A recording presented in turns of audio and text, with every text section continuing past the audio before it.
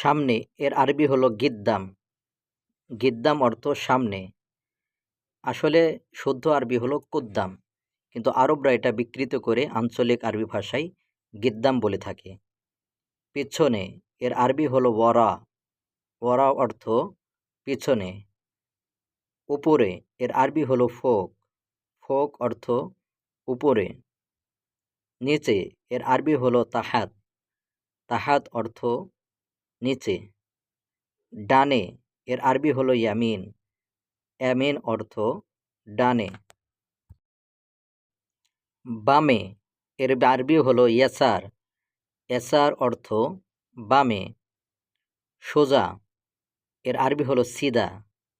সিদা অর্থ সোজা। যাও এর আরবি হলো রুহ। রুহ অর্থ যাও।